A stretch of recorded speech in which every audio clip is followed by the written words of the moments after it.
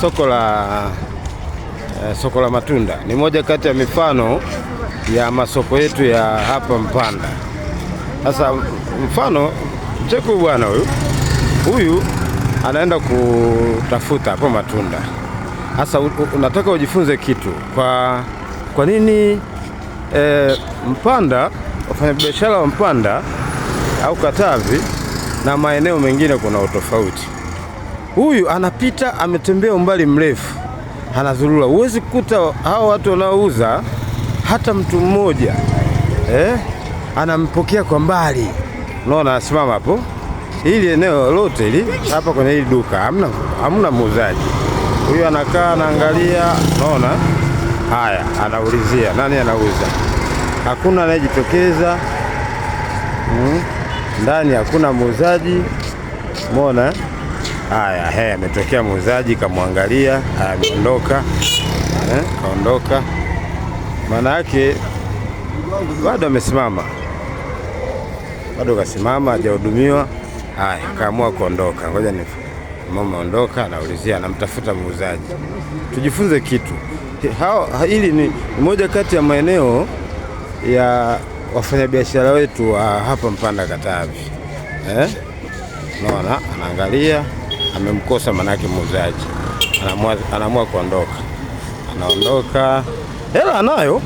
Hela ni ya kwake. Sio kwamba anaenda kuomba, ana hela.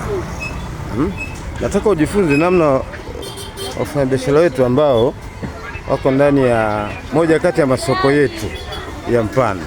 Kakosa. Anakosa.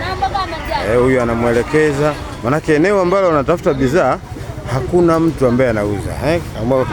Kama ulizia hapo, anaulizia kuna kitu, lakini jifunze kitu pia. Unaona ile care ya muuzaji na mnunuzi. Yaani uchangamfu ni mdogo, tofauti na yale maeneo ya mikoa mingine ambapo mfanyabiashara akiwa mbali, yani anakaribishwa kwa nguvu. Mtu anaonyesha kabisa kwamba anahitaji fedha yako. Kwa unakuta hata huyo mteja unakuwa umemtengeneza. Ndio sema watu walalamika bana Katavi atuendelei, masoko yetu mara yaendi. Kumbe sisi hatuna mazingira mazuri katika namna ya kuweza kuwapokea wateja wetu katika maeneo yetu ya biashara. Ndio maana utaona watu wageni wanapokuja kapata bidhaa hiyo. Watu wageni wanapokuja wanakuwa ni wepesi kuweza kufanikiwa kuliko wafanyabiashara wenyeji.